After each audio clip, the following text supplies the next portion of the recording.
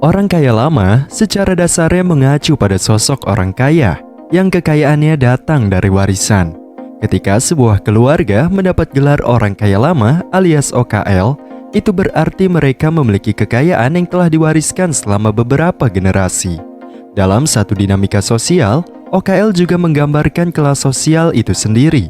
Keluarga OKL lebih sering dianggap sebagai kelas atas dibandingkan dengan mereka yang menjadi orang kaya baru, dengan kekayaan yang baru diperolehnya sendiri. Keluarga Rockefeller dan Vanderbilt adalah contoh keluarga OKL yang telah menjadi kaya selama beberapa generasi. Namun sudut pandang tentang OKL berubah tergantung pada banyaknya faktor dan tidak terbatas pada keuangan semata. Maksudnya, jika kamu hendak dianggap orang kaya lama atau bukan, itu tergantung pada era sejarah yang membuatmu kaya dan lokasi di mana kamu menciptakan kekayaan. OKL di Eropa, misalnya, sebagian besar posisinya diisi oleh kaum bangsawan, yaitu kerajaan dan aristokrat yang telah mengumpulkan kekayaan dan memiliki gelar bangsawan. Yang paling terkenal adalah keluarga kerajaan Inggris, dan dalam skala yang lebih kecil adalah keluarga Rothschild. Namun definisi dan contoh OKL berubah ketika kamu melintasi dataran Atlantik. Di Amerika Serikat, keluarga yang dianggap sebagai OKL akan relatif lebih muda jika dibandingkan dengan standar di Eropa. Itu menjadi wajar, karena negara Amerika jelas lebih muda daripada garis keturunan kerajaan Eropa. Hal ini disebabkan saat keluarga kerajaan di Eropa mengumpulkan kekayaan, Christopher Columbus baru saja menemukan benua Amerika. Inilah salah satu alasan mengapa secara historis orang Amerika tidak terlalu memikirkan tentang kerajaan dan gelar bangsawan. Sebaliknya, keluarga-keluarga OKL mencapai kemasyhuran finansial lebih banyak baru-baru ini melalui perusahaan-perusahaan yang dibangun dari usaha komersial yang sukses. Misalnya, Rockefellers mengumpulkan kekayaan melalui usaha minyak mereka yang dimulai pada abad ke-19. Sedangkan Vanderbilt mendapatkan kekayaan mereka dari bisnis empire kereta api mereka yang dimulai pada abad yang sama. Siapa itu orang kaya baru? Orang kaya baru atau OKB adalah gelar non-formal yang digunakan untuk menggambarkan mereka yang kaya bukan hasil dari warisan keluarga mereka, tetapi berusaha menghasilkannya atas diri mereka sendiri. Ini adalah istilah yang sebagian besar digunakan untuk menggambarkan milioner yang membangun kekayaan mereka secara mandiri. Kebanyakan ikon budaya pop, bintang internet, pemain NBA atau atlet olahraga apapun, dan pengusaha kontemporer adalah beberapa contoh orang kaya baru. Alih-alih mendapatkan uang dari leluhur mereka mengumpulkan kekayaan mereka dengan hidup mereka sendiri. Banyak yang tidak suka dengan fakta bahwa meskipun mereka yang bangga bisa berasal dari orang kaya lama, orang kaya baru ternyata sering kali lebih kaya. Dan hal ini dianggap negatif oleh para OKL. OKB sering kali dianggap kurang berkelas, kurang bergengsi, kurang bertradisi, dan kurang memiliki nilai-nilai yang dikaitkan dengan keluarga yang telah menikmati kekayaan selama berabad-abad. Terlepas dari fakta bahwa orang kaya memiliki lebih banyak kekayaan, mereka cenderung kurang dihormati dan dianggap kurang berharga. Jadi sementara Vanderbilt dan Rockefeller memiliki institusi bergengsi yang dinamai sesuai dengan namanya, orang seperti Jeff Bezos hanya dianggap sebagai individu yang kebetulan saja memiliki banyak uang. Dalam video hari ini, aku mencoba untuk menjelaskan perbedaan antara keduanya. Untuk membantu kami meraih goal 10.000 subscriber sebelum akhir pergantian tahun 2023, maukah kamu memberikan video ini like dan subscribe ke channel YouTube ini? Jika sudah, sekarang mari kita masuk ke dalamnya. Nomor 1. Sumber kekayaan mereka. Salah satu cara paling mudah untuk membedakan antara OKL dan OKB adalah sumber kekayaannya. Seperti yang disebutkan sebelumnya, OKL telah menjadi kaya karena warisan kekayaan selama beberapa generasi. Sementara OKB, kekayaan mereka baru saja diperoleh. Di negara maju seperti Amerika, kamu akan menemukan bahwa sebagian besar keluarga OKL adalah keturunan industrialis. Sedangkan OKB sering ditemukan pada kalangan pengusaha dan selebritis. Persepsi sosial mereka yang lainnya adalah perbedaan antara keduanya. Biasanya ada banyak hal lain yang terkait dengan OKL, selain sekedar generasi yang mendapatkan warisan kekayaan.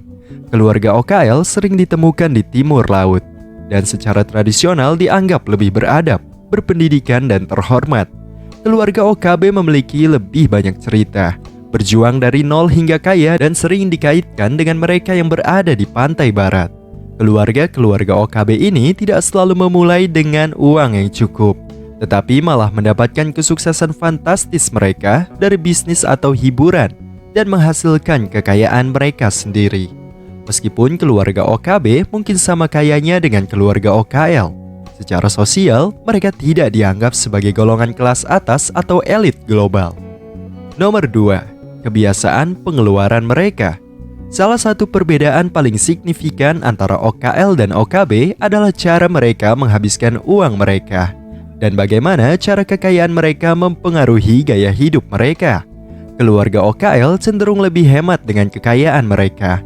Mereka tumbuh dengan pemahaman bahwa uang bukanlah milik mereka sendiri, tetapi milik keluarga.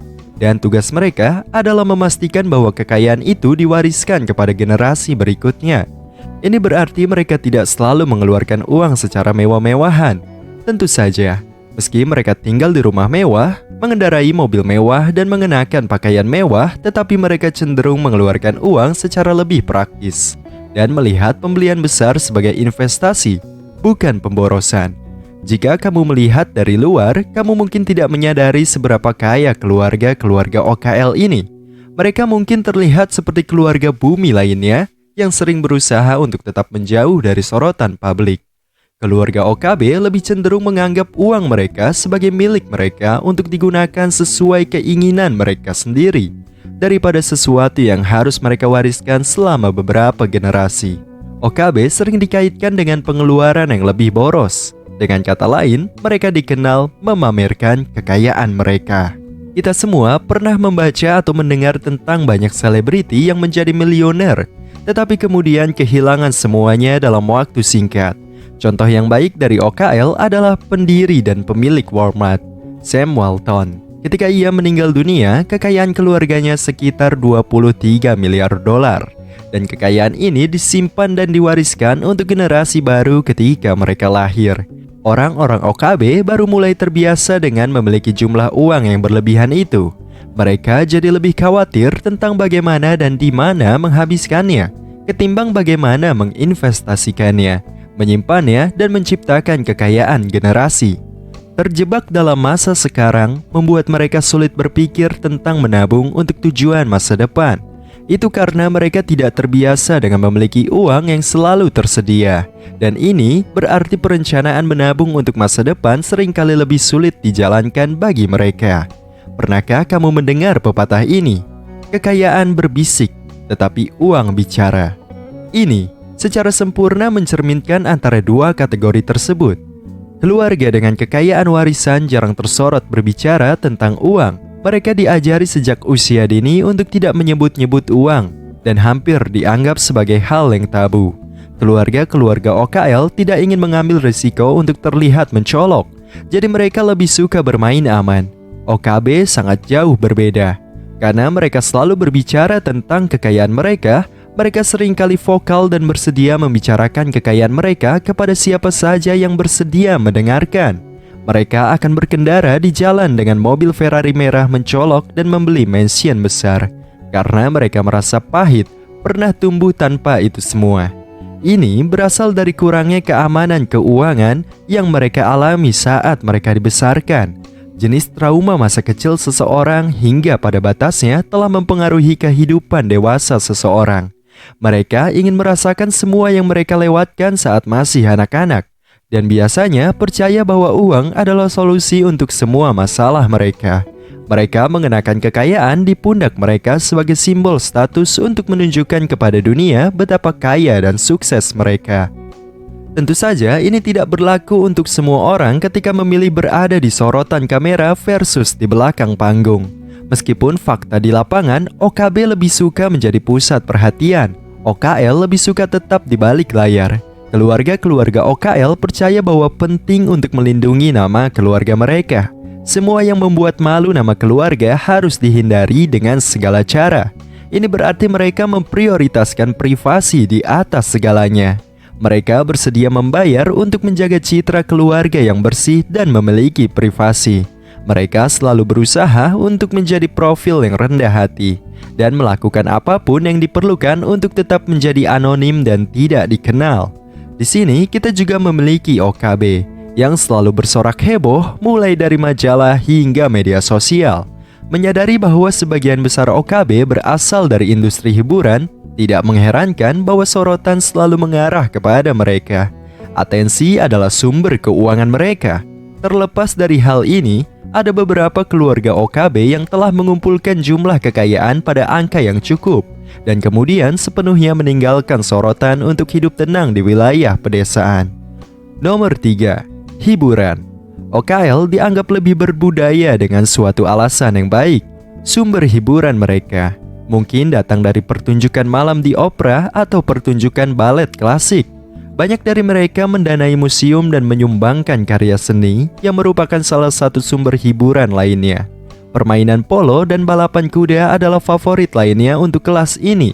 Hiburan mereka adalah segala sesuatu yang tenang dan beradab.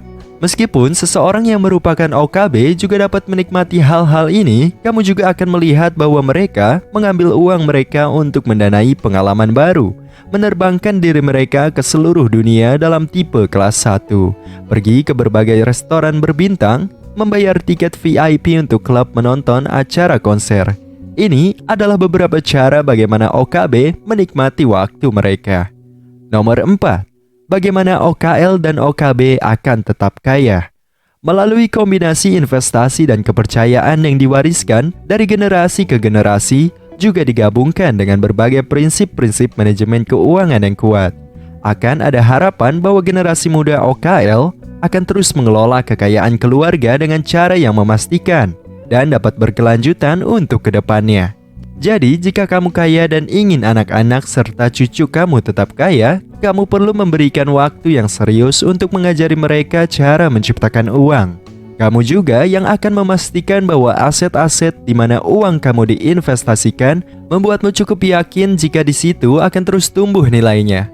Itulah mengapa sesuatu seperti properti seringkali menjadi pilihan yang disukai oleh banyak keluarga ini. Satu hal yang paling OKL lakukan dengan benar adalah literasi keuangan. Sadarilah, Ricis, sebagian besar dari kita kehilangan literasi keuangan ini selama masa sekolah kita. Di sana, keluarga yang telah menghasilkan miliaran dolar selama beberapa generasi tidak akan membiarkan kekayaan mereka runtuh begitu saja. Orang tua OKL memastikan anak-anak mereka belajar bagaimana cara mengelola uang dengan benar, sehingga uang terus stabil, malahan bertambah. Orang kaya baru sebagai ejekannya, yaitu istilah OKB dan kaya baru kaya, memang sering digunakan sebagai ejekan. Seperti namanya, istilah ini ditujukan kepada orang yang baru-baru ini memperoleh status kekayaan. Pada akhirnya, itu tidak menjadi masalah, kecuali kamu membiarkan hal itu mempengaruhi hidupmu. Sebenarnya tidak ada yang salah atau memalukan dari menjadi orang kaya baru. Bahkan itulah yang semua orang miskin cita-citakan. Semua orang terkaya yang kita kenal saat ini justru merupakan OKB. Ketika kamu memiliki triliunan rupiah yang dibangun dari darah, keringat, dan air mata kamu sendiri, apakah masih penting memperdebatkan apabila seseorang mencoba untuk mencela kamu karena hal itu? Haruskah kamu benar-benar peduli? Keluarga yang berasal dari OKL sangat bangga dengan kenyataan bahwa kekayaan mereka telah diwariskan selama berbagai generasi. Tetapi, jika kamu melihat sebagian besar miliarder di dunia adalah mereka yang membangun kekayaannya secara mandiri. Para pengusaha seperti Jeff Bezos, Elon Musk, Bill Gates, Larry Page, dan Sergey Brin, hanya beberapa di antaranya telah menjadi miliarder bukan dari nol. Meskipun mereka mungkin tidak memiliki status sosial seperti keluarga OKL, ada banyak pujian yang bisa dikatakan untuk seseorang yang telah menciptakan kekayaan mereka sendiri melalui kerja keras. Pentingnya, label orang kaya lama dan orang kaya baru juga menjadi tidak lagi sepenting itu. Ketika jumlah jutawan yang membangun kekayaan mereka secara mandiri semakin pesat, yang terpenting adalah mengurangi kekhawatiranmu kepada embel-embel tersebut dan lebih fokus pada pelajaran yang dapat kamu pelajari dari kedua kelompok itu. Dan fokus saja membangun kekayaanmu, Ricis. Terima kasih banyak sudah menonton. Berikan kami suka, komentar, bagikan, dan berlangganan. Sampai jumpa lagi.